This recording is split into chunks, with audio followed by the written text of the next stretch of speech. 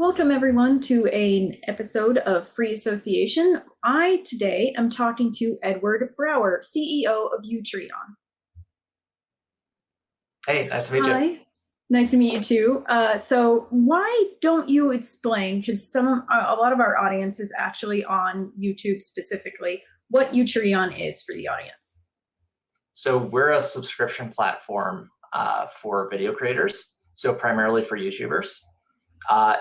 And the difference with us and all the other, sort of alternatives to YouTube and alternatives to all the subscription platforms like Patreon is we really do everything in one. But yeah, we're a video subscription platform, and we have built-in video capacity, which the other subscription platforms just don't have. Yes, I did notice that years ago when I was trying to use Patreon, that it was basically I had to upload to YouTube to link it to Patreon at all. So it's a very big umbrella for video creators specifically to be like a subscription-based platform. So can you explain the name though? So the name is Utreon. It went through one name change from Utreon to Utreon. What I tell people is just think about it. Oh. Yeah. And then that's the amount of time it takes. And then, yeah. Yeah, that makes sense. Okay. Now, I have read some of your about section and everything for Utreon, dug through some things, and you stated that you felt that the algorithms on YouTube were the problem and not actually censorship. Can you explain that a bit more to my audience? So censorship, so you could simplify the problem with YouTube as, okay, it's basically censorship, and to a large extent it is. But what that's led to is, some competitors to YouTube concluding, okay, if the problem is censorship, let's do the utter opposite, which means literally anything can be on. And, there's some video platforms like, let's say, BitChute, where you sort of see that in action.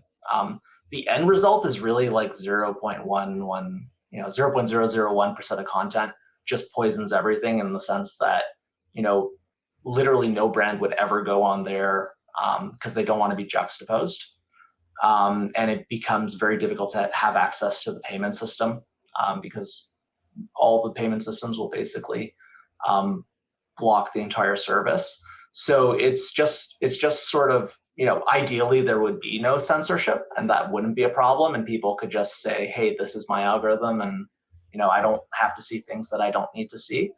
But just from a point of view of actually creating something that can compete in the market, we've basically decided to say, okay, these are the red lines, these are rules. So for example, we block, we have a very small list of organizations that we explicitly block. So, and the list right now is the KKK, Antifa, and neo-Nazis. So what we do is, we sort of set that bar. We just explicitly say what that is. And our goal is to sort of, expand the window of what is quote unquote allowable. So, when YouTube was banning people for talking about COVID, and especially things that ended up being right, or they're banning people from being on the wrong side of, the Ukraine-Russia war, according to them, that's just insane from my perspective, from our perspective. And so that's sort of, that's what we're building to allow. But we do have explicit limits, and those limits keep us in the game, so to speak. So I did see your rules, and your rules are very simplified, incredibly simplified, especially compared to something like YouTube. I've been talking about this quite a long time now, about the idea that the rules are vague by design to trip people up. And your rules are so simplified that it is completely different than anything most people have experienced as creators. And you do state no KKK, no Antifa, and no neo-Nazis. And I was wondering, in relation to that, because sometimes on YouTube's a lot, you will get gigged for talking about things without explicitly promoting them. Are creators allowed to talk about these groups? Are they allowed to show footage of them? Can they interview a member without being like promotion, but like more of a investigatory content? Is Yes. that allowed? Yes. Yeah. So Okay. so we've so for example, we have a lot of history creators. Some of them are focused on firearms, some of them are just general history. But some history channels are just covering classical history. But the channels that tend to get in trouble on YouTube are covering obviously World War II and stuff like that. And our tack with that is, yeah, you're covering history. That's a part of history. You're literally doing it from an educational point of view. So if you were to look at one of our biggest creators, Ian, he has 2.4 million subscribers or followers really on YouTube. And when he publishes with us, he can actually not blur, German flags from the World War II era on his thumbnails and stuff like that, because we understand that that's history content. Whereas YouTube's algorithm it just completely lacks any discernment, right? Like a human can understand what you're doing. You're covering a period in history. If you're showing any footage, like, okay, it's going to have German World War II era flags. YouTube just lacks all discernment, and that's what we're trying to solve. So in relation to that, you brought up historical coverage of it. What about something that's like in the indie media coverage of current, like neo-Nazis or Antifa? Is that allowed? Yes. And how do you distinguish it? Well, So look, if it were essentially an organization like Antifa putting out their information or neo-Nazis, that would not be allowed. But if it were independent journalists covering them, that would be allowed. If literally 100% of what they covered was just neo-Nazis and in a very positive way, you could maybe argue, okay, they're probably crypto Nazis. But so again, it just goes down to human discernment, right? And a lot of people will kind of ask, like, how do we know you guys are not going to change and it's gonna, in 10 years it's going to be different? It's like, well, fundamentally that's what you just face with everything. You have to keep people to account, make sure that they follow up on what they're doing. On our side, we think we've modeled our rules in a way that makes a lot of sense and kind of gives people a sense of safety and knowing that we really mean it. They can see it through our actions and also through who we're hiring. We make sure people understand what we're doing, and we're just taking very systematic systems approaches to making sure that we don't end up ever having this sort of censorship issues that YouTube and Patreon have.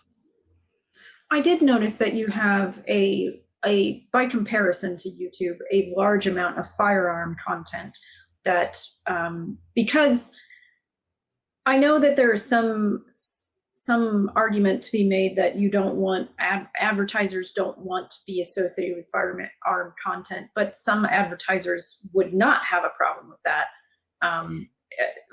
Like okay, a children's toy company probably doesn't want to be associated with firearms content, but someone like maybe an alcohol company wouldn't mind it.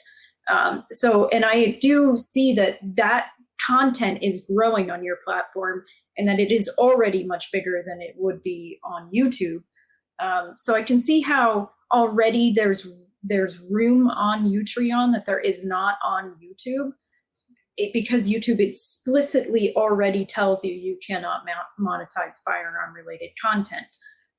And I do appreciate, I saw this from your roadmap, that you put subscriptions and paid chats ahead of advertising revenue in your launch roadmap. And I thought that was pretty amazing from my perspective, but why did you guys decide to do that? So fundamentally, the reason why YouTube has to focus on advertising is because it's mostly a free product.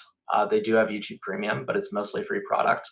YouTube memberships, which takes 30%, which is kind of confiscatory. They think they're the Apple App Store. That was just in reaction to Patreon, and it took them years actually to do it.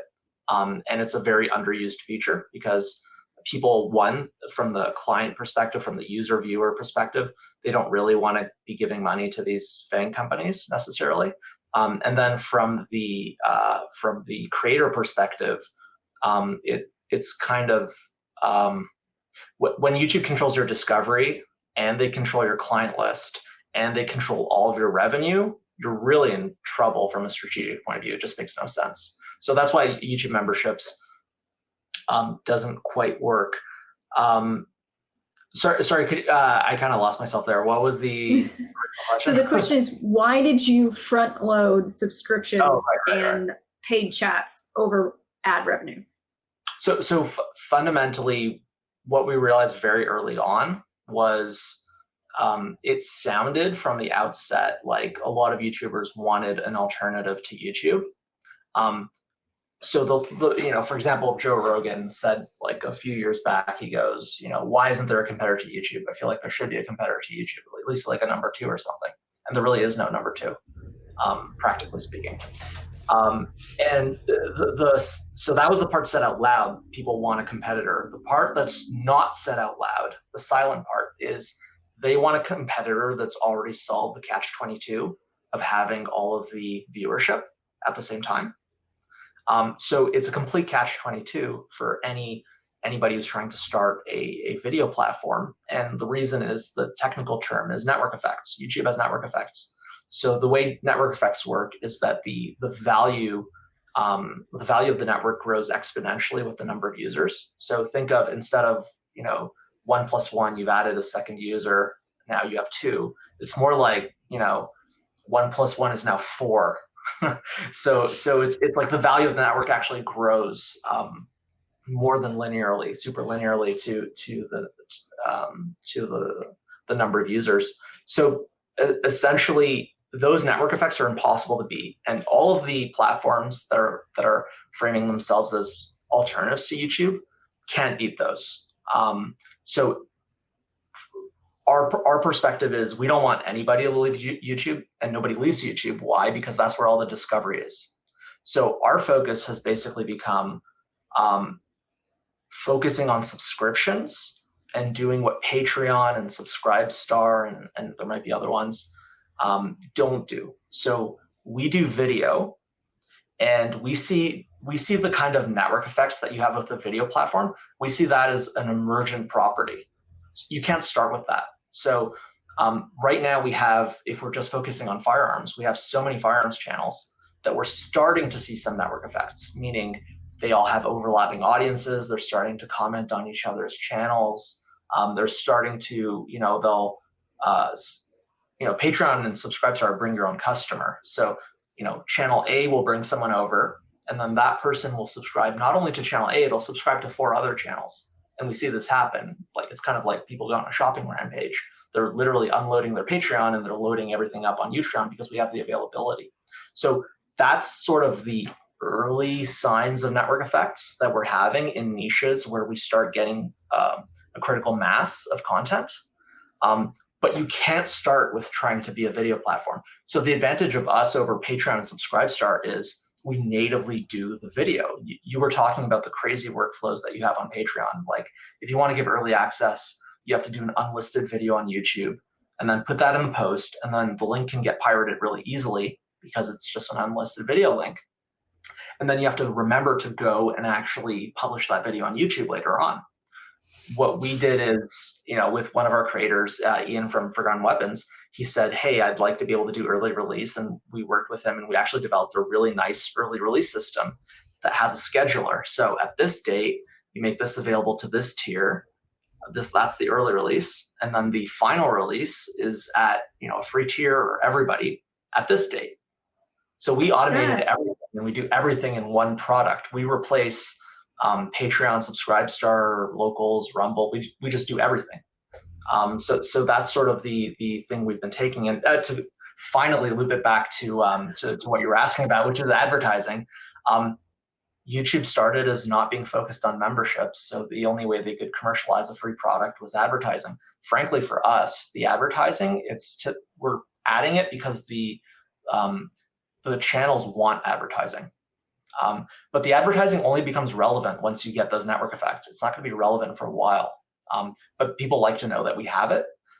And we also use advertising to some extent. We have some dummy ads, like we have ads that are 4K enhanced,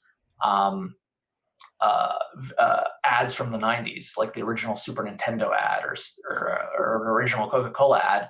We'll like make it widescreen and 4K enhanced. And we'll use that to get people to use something called Utreon Plus, which removes all ads from every channel. But if you're subscribed to a channel, you have no ads on that channel. And when people get Utreon Plus, we actually give 55% of that revenue to the channels that people view that have Utreon Plus. So we're finding ways to make ads work for creators before we have the network effects for ads. And we also have a messaging feature that nobody has, that Utreon Plus gives you the ability to message anybody on the platform. We can talk about that too. But yeah, we're basically, of all the alternatives and on the subscription and the video side, I think we've thought things through the best, I would say. I understand that, like, from the perspective of Utreon coming or being created so much later in the game of a video platform's life on the internet, you guys get to just like compare past methods and choose the one that you think it works better. And I like, essentially YouTube started completely free, and was pretty much the only dog in town for a very long time.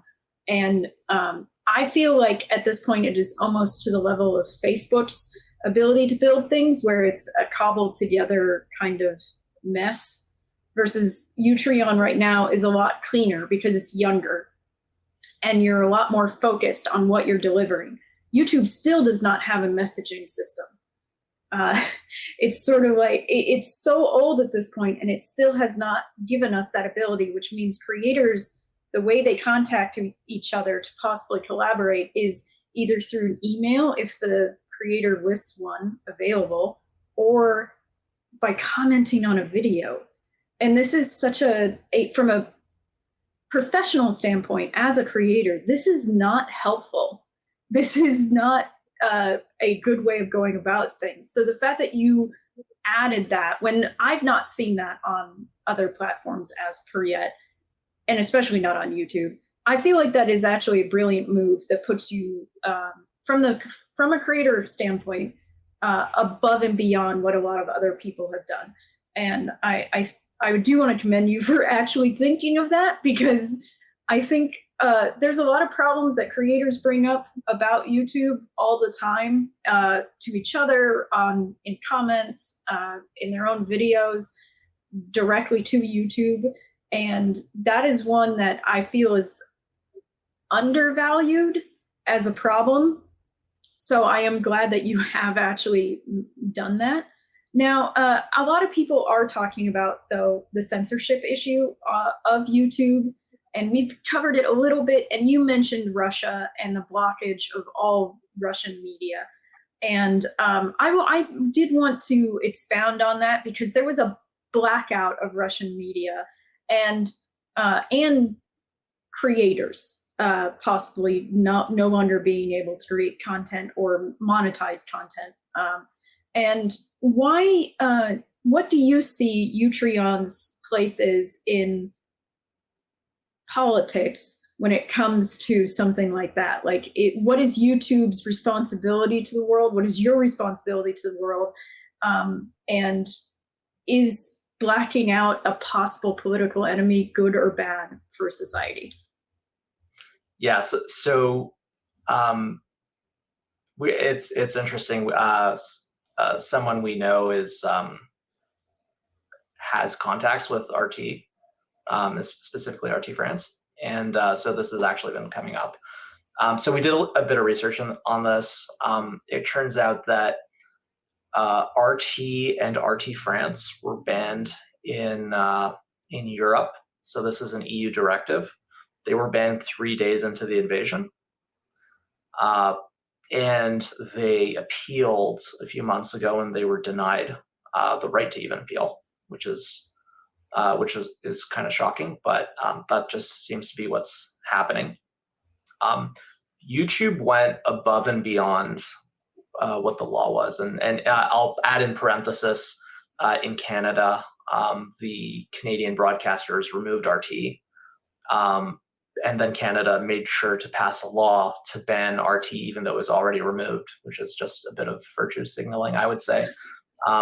RT America was, well, they went BK just immediately because they weren't being broadcast anymore. So I'll just close that parenthesis. So there is an EU directive that's banning the diffusion both on web and on television. It's very broad in Europe.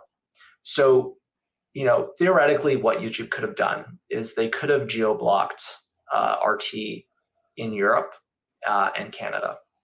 They went above and beyond. They geo-blocked them. They didn't delete their channel. They geo-blocked them in every country on the planet. And that's where we're getting into the sort of editorializing that we built Utreon to avoid. We can't do anything about laws. So, if RT has to be geo-blocked in France, so be it. In Europe, so be it. What people actually tend to do is use VPNs to get around these, and nobody can do anything about that.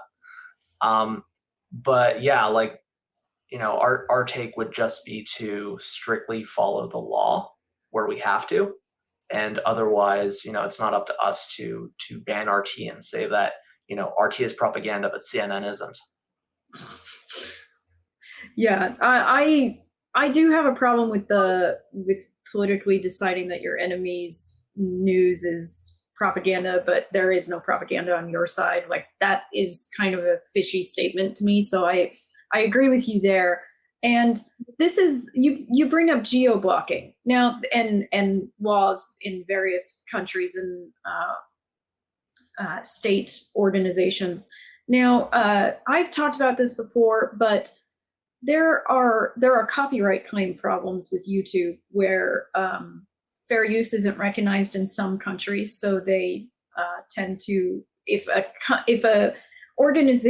company's organization in a country that does not recognize fair use copyright claims your video, they can take the money from it. Now, my thought is just geo-block them in places, or give creators access to geo-block them in places that don't support fair use. And what is your thought on that, and how creators could possibly on Utreon get around this issue? Yeah, so our intention is, and part of doing something better than YouTube is alternately giving sort of release valves where we can, and sort of empowering creators. So for example, with ads, we have a really good tagging system where you just say exactly what's in the video, and then we'll generate a content rating. It'll kind of be like when you see content ratings on an HBO show, like adult language and stuff like that. And the intention when we built that is because we knew we'd want to use that when we had advertising. So the goal would actually be for advertisers to be able to say, hey, we don't want, let's say I'm Coca-Cola or Disney. I don't want to advertise on anything with adult language or graphic language. And the second thing is actually letting creators say, hey, I don't want this company advertising on my channel. Or saying, hey, this video, I don't want to show it in this country. So from our perspective, the goal is just give people maximum tools and actually let them understand what's going on. YouTube's sort of a mess. It's like, they're owned by an advertising company called Google. AdSense is most of their business. And that's why, for example, in 2016, you had the adpocalypse. Google is being boycotted by the advertisers, and it's a very easy decision for them. They're losing billions of dollars a month. Just pull the plug on YouTube and then ruin every small business creator that's on YouTube. It was sort of devastating, and that's what propelled Patreon from being just this little company into being actually a pretty big way to support outside of YouTube. So yeah, we just see ourselves as kind of building systems to avoid problems. Same thing, what we're building towards on moderation is actually a system where you have a flag weight. So let's say I flag something and I say, hey, this is breaking this rule. That'll get sent to a jury of other people that have a high judgment score or meet a threshold. they'll basically be able to say, they look at the thing, they look at what the rule is, they'll say yes, yes, yes, no. And then that'll actually create an outcome that can get appealed all the way up to us. But ultimately, if you flag something and that gets reverted, then that means that the weight of your flagging has actually been reduced. So we've actually thought through a system that'll actually create dynamics that make it essentially impossible to brigade, and will essentially ensure that all moderation is done towards the intention of the rules. So, for example, Google has no choice but to use machine learning because they grew so quickly. YouTube, they have to use machine learning for all this stuff because they're dealing with billions and billions of things. So it's very hard for them to change what they're doing. In our case, we can actually do human learning. You can imagine how such a system is actually training humans that actually want to help out with moderation, how to actually moderate with the intention of the rules in mind, because there's no point maliciously doing the opposite, because you will actually get a reduced flag rate. So it's self-defeating. So again, we've just thought these things through beyond anybody else, I think. I definitely think that is a better system because there is a lot of false flagging going on various platforms, false reporting of people, especially in mass, and it has taken down channels. For example, though, we on Unsafe Space had a year-old video flagged for misinformation, and it blocked us for a week. And the appeal was rejected immediately, out of hand. So I've talked about that before on my 451 Degrees show. So I agree much more with an actual jury because it feels like it's more in line with actual justice. And then also a form of essentially punishment for accusers, false accusers. Yes. I feel like that. I mean, not they may just be misinterpreting the rules, but it is better than what is currently going on a lot of platforms, which is just, well, it was reported by a bunch of people, so we're just going to take them at their word, essentially. Well, sorry to interrupt, but yeah, the purpose of common law is to sort of develop cases, develop edge cases, and also to educate. So,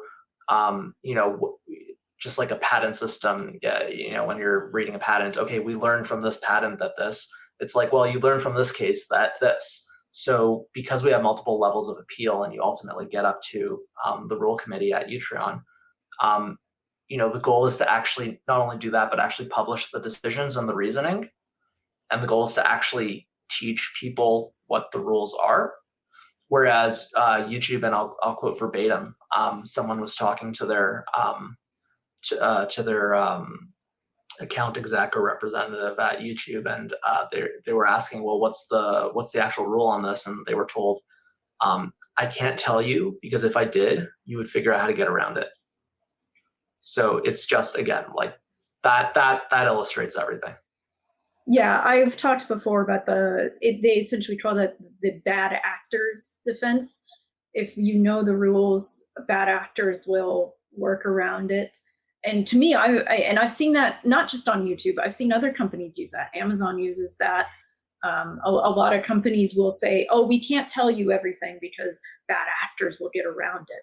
And this kind of vagueness in policy, I consider deliberately vague as a way of allowing them to choose when they are going to enforce the rules.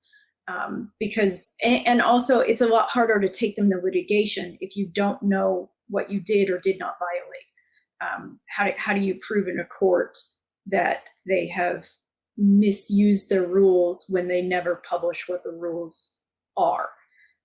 So it's the old non-posted speed limit thing, right? Yes. The cop decides if you're a criminal today. Yes, exactly. I've said I've explained how if that's wrong in law, it's certainly wrong in contracts, like terms of service. That it's still not appropriate to not know the limits Now, if people want to test the limits, I do actually agree with that as a process, because it kind of can let you know a little bit more details. But the idea that you cannot even know a vague idea of where the limits are is inappropriate. Now, the rules on YouTube are written by human beings. The algorithm, to some extent, has some human creation behind it, some impact from human beings, and also a lot of older videos, especially, are flagged by human beings. Now, we've already talked about essentially how your system prevents that from being abused. Now, can you talk about how that kind of censorship, it's essentially brigading, as you've put in your rules, but is a problem on platforms right now? Basically going back to older, well, it's basically post-facto law enforcement. So if you broke a rule when it wasn't a rule, then, well, you didn't break the rules. But if you can at any moment pass a new rule, and then people have content libraries of thousands and thousands of videos, and potentially any one of them is infraction of any number of new rules, then you've effectively recreated the no posted speed limit scenario, where you can you can surprise any channel. So yeah, it's completely ridiculous for all the obvious reasons. Now, it could be that there are legitimate new rules that have to be imposed to make platforms function properly, and the way to deal with that is, in some cases, you probably have to grandfather in older content, or you have to give reasonable periods to enforce. And in some cases, you just have to recognize, hey, this is like unenforceable. Like, nobody's going to review 1 million hours of video. So what we have to accept is, if older content is in breach of this new rule, then depending on the date of the older content, okay, well, we're just going to deal with that content. We're not going to give the channel 1 out of 3 strikes. That's crazy. Yeah, I know. I have more than 1,000 videos on my own YouTube channel, and the idea of going backwards and looking through all that content to find out what I did wrong, I don't have the time. I can't outsource that. So, and I feel like there's this imbalance of power going on YouTube, between creators, who, most of us are indie people, like one individual creating content with no other employees. There's a lot of those channels out there, versus YouTube, which is owned by Google, a huge company.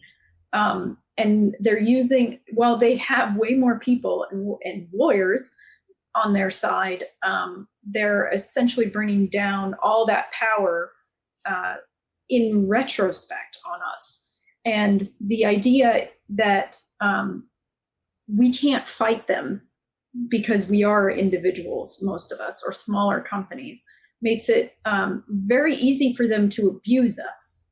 Now, I have heard some rumblings of YouTube unions for creators, and class action lawsuits, which they are open to, with how they have been enforcing some rules. And what do you see that as a viable option for creators, or do you think that they should go to a secondary platform instead? So ultimately, a YouTuber union it's really just a talent agency, because there's no actual enforcement in it, and I don't think we would want everybody to be enlisted into a single union. So, really that doesn't solve anything. It's just adding a layer of abstraction. The fundamental problem is sort of the dynamic that they're constantly recreating, which is, for example, with copyright strikes, they've created incredible tools that allow rights holders to strike tons and tons of things, like in the click of a button, and that the amount of work required from the creator perspective when something is wrongly flagged, the amount of work is just incommensurate with the amount of work on the other side. So they've created these dynamics where one side has great tools available to them, and the other side just has no tools. that are available. So that's something that YouTube is consistently doing. Going to other video platforms is not practical and not happening because of network effects. So, there's a few platforms, including Utreon. Utreon, if you go to it from a viewer perspective, it looks like a video platform, and it is one. But we understand that we don't have the network effects. And network effects have to be emergent. So we're getting critical mass with, again, the history guys. So we're developing some critical mass there. It looks like we're going to get there also with French content. So that's something that comes later. And yes, then at that point, alternative platforms become relevant, but they're not relevant at this point. And actually, I'm just thinking of something that you brought up earlier, which was it's incredible that YouTube, this huge company, has never developed messaging so that people can actually go in contact with each other without putting their email addresses in comments, which is sort of crazy. It's worse than that. YouTube used to have mailing. They had this weird thing. It was you could send messages to each other, and it was almost like an email. They buried it a few years ago, and then they got rid of it, I believe, in 2019. So it's not only that they're not doing things that would obviously be great tools for creators to be able to collaborate and work together. They're actually going the opposite way. So if you go back to that three things rule, where YouTube has your discovery, YouTube has your relationships with your clientele, basically your viewers, your subscribers, your supporters, and they have all of your revenue. Again, that's contributing to that. They make it so you basically can't work with each other, or they make it very difficult to work with each other. And again, our perspective is, whether we're talking about copyrights, give tools to creators to actually have some leverage, be able to fight on equal terms. And same thing for the messages thing. Let everybody communicate. We realized we had a creator to the extent that we're doing subscriptions, and we actually have basically more features than Patreon at this point. It took a while to get there. But someone was asking, hey, we really need to be able to have users message the channel. And we realized at that point, hey, let's make it so everybody can message each other. So if two people are subscribed to the same channel, they can message each other. If they have Utreon Plus, they can message anyone on the platform. It also deals with spam, because you put this little barrier that you actually have to have Utreon Plus or be subscribed to a channel to be able to do it. So it solves a few problems at once. But yeah, we're all about actually creating tools that let everybody operate on the same terms. So what do you, to go back to the question a little bit, what do you think of the idea? And I think not having a messaging system actually impacts this, of some creators on YouTube are talking about class action lawsuits about enforcement of rules being uneven. And it's kind of hard to get everyone together or put money together to hire a lawyer if you can't contact each other. So do you think that's a viable option? And to some extent, do you think YouTube is pushing against it with the lack of creator collaboration? It's hard to say. Some things are probably accidentally on purpose. Some things are not. They're just accidentally. So it's very hard to tell. I would say it definitely goes to their advantage to be in control of coordination and communication. It does make it very difficult for people to coordinate in effect. And they actually did remove that feature. Now, I'm sure from their perspective, they think the feature was underused, and that's why they removed it. I'm sure it was underused because they buried it, and I'm sure they buried it because they just didn't consider it important to them. But that's just my assumptions. But a class action lawsuit, I don't know. Could it work? Fundamentally, we have to actually get 230 to work. So some people say, oh, let's get rid of Section 230 and have them legally liable for everything since they're acting like a publisher. That's actually the wrong thing. The idea of Section 230 is really good. Make them utilities, make them not editorialize, and that would actually be a pretty good outcome. The problem is right now that they're They're having their cake and eating it too. They're having the legal protection of 230, but they are editorializing. And so getting 230 enforced properly would actually be the solution. The second point is that, and people have to understand this, everything is an algorithm. So, if I'm reading, let's say it's the first day of school, and I'm reading the student list, and I start with Alex, and then Bruno, and then Carly, I've used an algorithm. I'm sorting by alphabetical name, first name. By definition, a platform is showing you things, and unless they're literally using a random system, and even a random system is an algorithm, it's an algorithm. So reforming Section 230 is going to be kind of interesting because what YouTube is going to say is our algorithm promotes content that is monetized because as a company we need to have revenues. We have tremendous costs with video, and our algorithm is therefore promoting what's being monetized. And then wait a minute, if you're demonetizing stuff because you don't like it, let's say they're talking about COVID or whatever, and you've demonetized it, well, now the algorithm is being quote unquote objective. It's just looking at what makes more revenue for the company. But now you've sort of tilted that. So there's actually a very hard problem about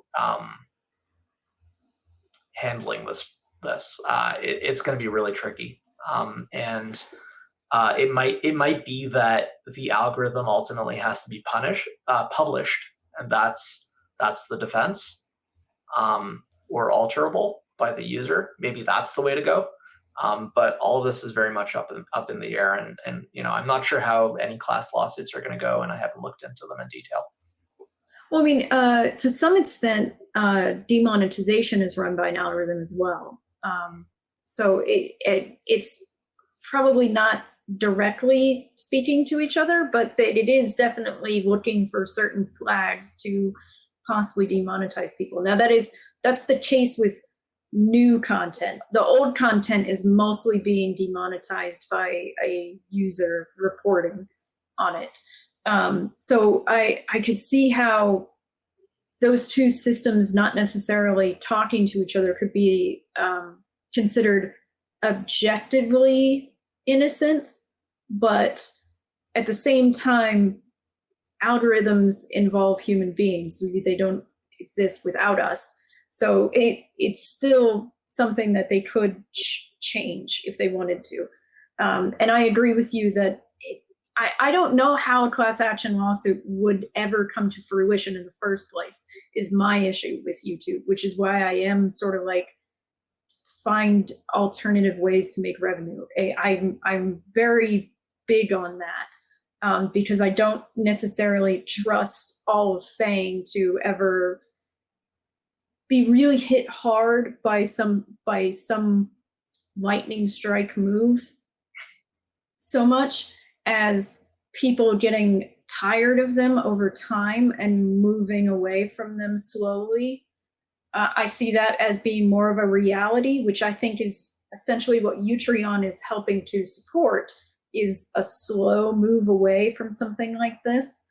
And I do see that as growing, that like it seems like every day more people are like, I've stopped using X company because of this move or whatever. And that happens all the time, but it's not everyone at once. It's a small amount of people over time moving away from the FANG companies.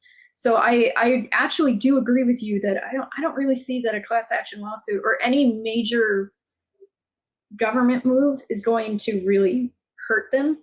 I see government moves as helping them so far. So I don't see that being where we find a solution. I do see the solution is slow and gradual, which a lot of people are unhappy with. They're impatient, which I get. I absolutely do understand. But I have noticed your other competitor, it's not really subscription-based though, is Rumble. And Rumble has been experiencing rapid growth within the last few months, what with some channels on YouTube being banned or facing too many demonetization or strike issues and going straight to Rumble. Like exclusively. So what, and they're more, they do emphasize free speech on their platform. And what do you see as possibly being a competitor here to Rumble?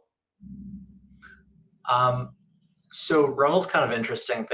They're an older company. They were doing monetization of ads that would play as embeds on news websites and stuff like that.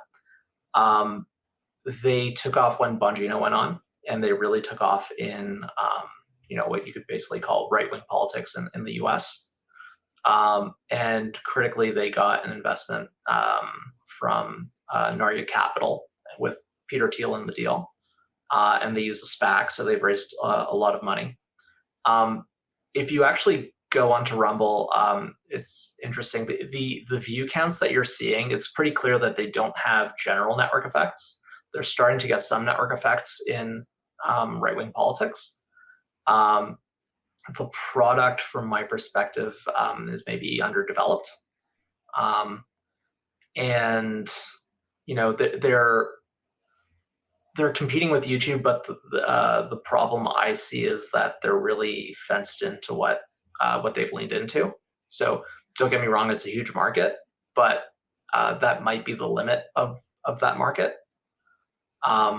or the limit of what they're going to grow into, just because of what was the first thing they got into. So that's a potential problem from their perspective, and we'll see what happens. I know that their CEO likes to emphasize that they're for everything, and that's great. But it's pretty clear what their market is right now and what they're focusing on. So yeah, from my perspective, the product is a little undeveloped, and they're actually trying to take YouTube head on, and I just don't think I think it's trying to approach it the wrong way. So we'll see what happens. Maybe they're right, but we'll see how that turns out. What do you think about the Odyssey system? Yeah, so they're interesting too. They're originally based on crypto, so that was originally LBRY, and they were also able to raise a big amount of money. It was through what was effectively an ICO. They got into trouble with the SEC about it because it was unregistered from the perspective of the SEC, of course. So they're still dealing with trouble with that. They made a really good product called Odyssey. It also is getting with, I think early on they were mostly crypto stuff because, it started out as a crypto thing, and I think they're getting a little bit more into politics. But again, same thing. They see themselves as being open to everything, and they do have a lot of different kinds of content, not just that stuff. But ultimately, the crypto aspect where they had those coins, we all see what's happening in the crypto markets. That's not great. And also again, this is just my perspective, they're approaching the problem from the wrong direction. So, we'll see if that ends up going well, just like with Rumble. But really for us, our strategy is clear, and we think approaching it from the other direction and becoming a video platform be an emergent property, we think that's the right way to go. One thing that I've noticed the difference between the four is that while it is easy to start a YouTube channel, it is not easy to get up to monetization levels. Took me several years. On Odyssey and Rumble, it is not easy to start a channel there from a creator perspective. Odyssey, you have to be already a big channel to start there.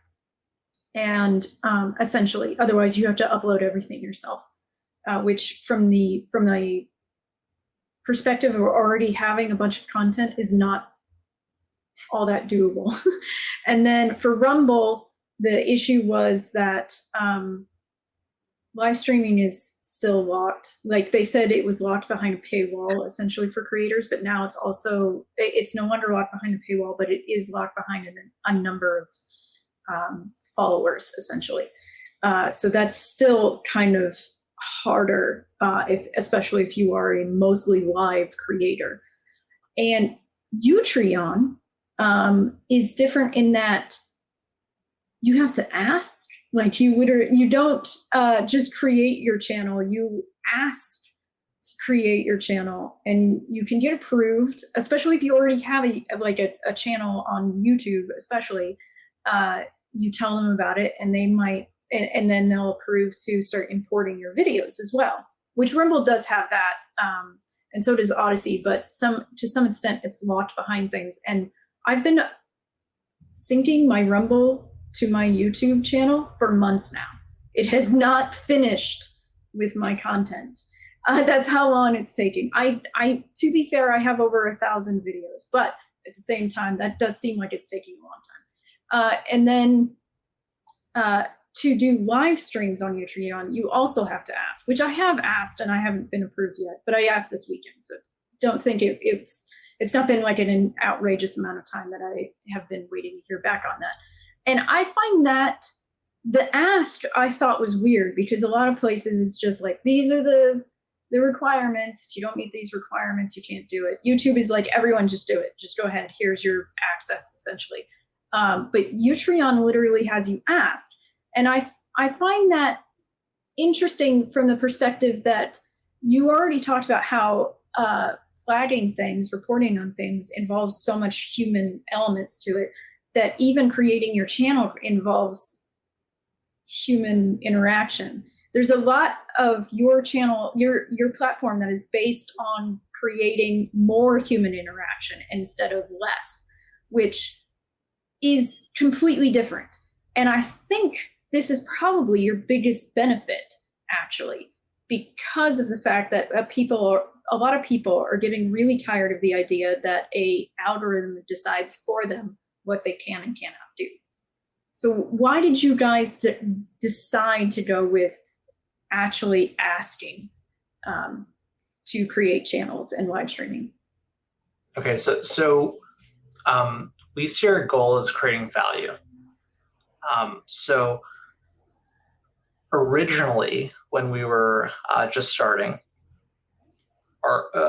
we had an application process to create channels, and the reasons were simply to manage onboarding of content. Because we sync people really quickly, we have to manage sort of capacity to be able to do that and guarantee a level of quality of that. And for example, Unsafe Space, I'm sure, was synced like really quickly. So we originally did it for that. We also did it for some moderation purposes, and by moderation I actually mean spam. Like every amateur SEO person wants to create accounts everywhere, and it's just all spam and it has no value. So from our perspective, it was limiting that. Also limiting cost, frankly. A lot of video has absolutely no value. You can have channels with 10,000 videos and nobody watches them. So if nobody watches anything, and on YouTube on top of that, nobody's going to watch it on Utreon, because we don't even have the network effects to discover that nobody wants to watch this anyways. So from our perspective, it was actually doing a lot of things. It was ensuring the quality of the initial content, ensuring that because we're looking at the content coming in, we can say, okay, well, let's be a little bit more lenient on this because we want to have more of that content to sort of round out what we have, so that people come on and they see all kinds of content. So it was really solving for a lot of things, and we realized eventually that actually what we want to do is be the premium platform.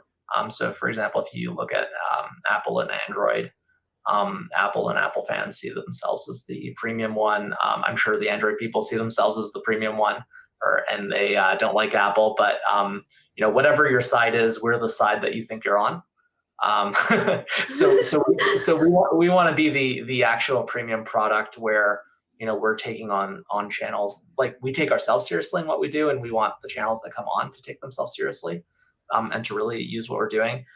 With live streaming, the reason we ask is, frankly, live streaming costs money. So live streaming is like having your tap on. It costs roughly like $3 an hour, I would say. So from the perspective of it's like having your tap on, you have a lot of people that are live streaming to Rumble, and what they're really doing is simulcasting. they're streaming to YouTube, and they're also simulcasting to Rumble, and that just has no economic value because Rumble doesn't have the network effects to really have a lot of viewers. Maybe in some cases they do, but in a lot of cases they don't. So for us, what we're trying to emphasize is actually streaming for people that at a minimum have used us for subscriptions. So we have several creators that have, several hundred subscribers. And when they do a live stream with us, that live stream has this built-in user base of subscribers that are paying, they're bought in, and they want to use the system. And so we know that that live stream is going to be seen. But when we have live streams that have like 0 viewers, there's just no value there. So what we're trying to do is encourage everybody to actually use us as their primary subscription system, because Patreon, the intended tier for everybody is the 8% tier. Subscribestar is 5%. We also charge 5% for subscriptions, but we actually host your video, which nobody does. That focuses on subscriptions. So we just have way better value, and we also have features that nobody has because we do everything in one. So, for example, if you see a comment on a video, you can actually see the lifetime value of that commenter, how much they've contributed through Ultra Chats during a live stream and through subscriptions. So you can prioritize your engagements and stuff like that, which is important to creators. So yeah, we're building a lot of tools that are based on having all these features. We're trying to take the premium platform approach. What you'll have noticed maybe on some of the channels, like let's say Forgotten Weapons or CN Arsenal, French channel Les Incorrectibles. A lot of these channels, we've introduced something called a pro layout, where we're sort of displaying your channel more like a Netflix, which is something we could talk about that I think would be quite interesting. So yeah, our approach in the market is to position ourselves as the premium product that actually does everything and is an actual solution for everything. Like we replace several products. If you have people that have Patreon or Subscribestar and they're using Telegram to message between people, we're already replacing all of those things. Plus we have the video. So if you're using Patreon and you're using Vimeo to have your video separately to YouTube for supporters only, like we do all of that in-house. We already replaced several companies. So the goal is to make a unified platform that really gives a lot of feature set and creates value. So I want to bring up something. It's pretty off topic, but maybe this is something that not a lot of other platforms offer. You offer user privacy in a way that no other platform does. Like you don't even have passwords. It's passcodes, one-time passcodes to log into the platform. Can you explain why you guys focused on that so strongly? That was when we started. I wanted us to have one-time passwords because I just saw that as like where the puck is going. Frankly, we have a lot of people that are that really want 2FA. So these are more security-minded people. So they want a password plus the passcode. And then on the other side, we have people that you can explain the one-time password to them, but they really just want passwords. Even if we know the reasons for which those are unsafe, they tend to be reused. They tend to be vulnerable to a bunch of different types of attacks. So we'll eventually make it an option to have passwords and eventually an option to have 2FA. But one-time password for us was it seemed to be a very good balance in the middle. And really, like, yeah, you have to put in the one-time password, but you shouldn't be asked for a couple months at least. And seemed to be a good compromise as a sort of first implementation. Now, I also noticed that on the roadmap, TV apps were very far down. In fact, right now they're the last one, but that is for this year. Can you explain why you guys put that one so low? Because I feel like a lot of platforms undercut their value in video creation by not being on TVs. Yeah, so a lot of platforms don't implement it because, frankly, every time you implement a client, that's a whole tech stack that you have to maintain. So all of these companies, other than maybe Rumble at this point, which has a lot of cash, but I think they're not competitive in terms probably of hiring. just because people are probably more interested in working in Silicon Valley and stuff like that type companies. But in theory, they could build a lot with a lot of cash that they have. So in general, yeah, there's you'd want to be on every platform. Someone asked us about LG TVs. Like, frankly, LG TV uses WebOS. The market share is almost nothing, so we're probably not going to do a client for that. I had to tell them. For us, probably the distinctive thing is we actually have a roadmap of having TV apps. And I've kind of been building up to this, but we launched the Android TV app last week. The iOS app is coming, and we're actually going to implement at some point a Roku app because that seems to have 38% market share. I was going to ask you about that because I actually have a Roku-based TV, and I was curious because live streaming platforms, Twitch was removed from Roku because of, I call it cannibalization, and a few other people call it cannibalization as well.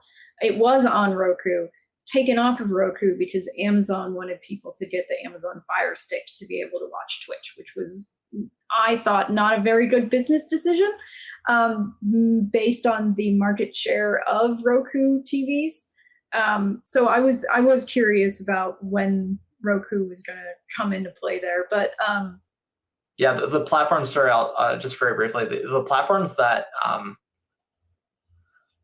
doing that, their incentives are not aligned with themselves. So what I mean is, when you're looking at YouTube, the algorithm for incentives is really Google's, not YouTube's. That's why YouTube was not allowed to buy Twitch in 2014. That's how Amazon scooped it up. YouTube wanted to buy it. They ran it up to Google. Google decided they're not going to risk having the entire company broken up, late 90s Microsoft style, over YouTube getting Twitch. Just implement the feature.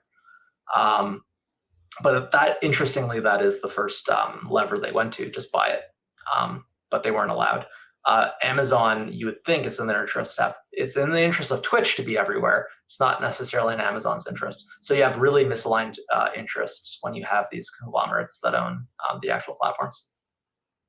Yeah, Google is famous at this point for buying or creating products that they then shutter, and people who get on them and try using them, and then I feel like to some extent they're maybe spreading themselves too far, or not giving things the time and energy they need to be successful. It seems that YouTube was already kind of a success in viewership, not necessarily success financially, for Google to decide to keep it around. It's number one in viewing, even over streaming platforms that you pay for currently. So to that extent, they probably wouldn't shutter it anytime soon. But I could see that, yes, definitely these higher up companies that own a smaller product company are not thinking long term about what would be best for these product companies. I mean, Google is essentially famous for this at this point. A lot of people talk about it all the time. But let's start wrapping this up. So where do you see Utreon in the future, like 5-10 years from now? So we think that we can get to the size. Our hope is we can grow and become very competitive with Patreon because we're focused on video. We think, like we do today, a much better job than Patreon or Subscribestar for video creators in terms of all the functionality we have. Like one thing I didn't mention is, if you tag a playlist on Utreon as a show, it's automatically now transcoded to MP3 and it's now a podcast. And it has all the metadata. It has the cover art from the playlist. It has the episode numbers, like everything. So you have these beautiful podcasts that are automatically generated from your video groups or playlists in Utreon. These are features that, Patreon, they'll turn your blog posts into an MP3 feed if you've been attaching MP3s, but it's just very sloppy. So yeah, we're the way we see it is we think we can be the premium product that really does a good job around subscriptions for video creators. We think we have the technical advantage over what we've built over all of those other platforms. And I think on the video platform side, I think that's something that, as I've said, emerges. You don't start with that. People like that we have it and that functionality, and that's another big part, obviously, of the advantage. And I think that's something that's going to start continue to emerge. We have some of them, some network effects, and we're going to keep getting more. And I think you're going to see that in a few years in a whole bunch of different niches. And eventually, one of these might become a second competitor that's actually competitive with YouTube. And if our market theory turns out correct, that'll be us. Or maybe it's a company that doesn't even exist yet. But I think we built a lot in the past 3 years. And I think we definitely have a good running advantage in terms of the product. We haven't spent anything in marketing until now, like absolutely zero, because from our perspective, it made no sense to spend on marketing when you have early products. Like you were saying, these products have been buggy up until now, like all of them, because they're competing against FANGs or VC-funded companies. YouTube was originally Sequoia funded, and it's now Google funded essentially. So yeah, it just didn't make sense to spend anything on advertising until now. I think we're probably taking the most responsible approach to growth. And right now we're growing 30% month over month consistently. We have since January. And, that's a logarithmic curve, and we're working on making the logarithmic curve logarithmic. So yeah, that's something we're working on, and I think the future looks good. That's great. I do agree that it sounds like your focus on creator features is just the best, because I don't see that as being high priority for a lot of platforms right now. It hasn't been for YouTube. For example, you did mention that you have the multiple scheduling option for different levels, which is something that I would absolutely love if YouTube had it, but they don't. I have to go out of my way to make sure that something goes public when I need it to, and I might forget. That kind of manual work it's not needed. And I've heard a lot of users from viewer side complaining about YouTube's lack of features that they want. So I think this move of focusing on features, especially over advertising so early, is probably the smartest decision. And I just want to thank you so much for taking the time to come on Free Association on Unsafe Space. And do you have any last minute things to say to the audience? No, it's been a pleasure, first of all, to be on and to meet you and Beverly, who's in the background somewhere. So yeah, that's been a pleasure. It's really cool just telling you about what we've been building, because you guys have been on for like a year, but I think this is a really good update point actually, because we're really breaking out in terms of the feature set. We've only got over the tip of the iceberg. I mean, for example, we have a collaboration feature. You add another channel to your live stream as a collaborator, you got a revenue split. Nobody has this. Oh, wow. Yeah. Yeah. We have some features that are just magical level. So yeah, I think we should talk after, because we've built some really great stuff, and it's all been battlefield tested, and we're going to make a pretty big dent, I think, in the universe. Oh, well, I'm excited to see what Utreon is going to come up with next, because so far I've liked what I've heard here very much. Well, thank you everyone so much for joining me, including Edward. Thank you so much for coming on. And we really appreciate you taking the time to watch this free association on Unsafe Space. If you could walk your fingers over the like, share, and subscribe buttons, we really appreciate it. Watch it on Utreon to give Edward Brawer some views on his platform. And some housekeeping. Book club is on October 30th, and it is Slaughterhouse 5 by Kurt Vonnegut. We hope to see you there. Thank you.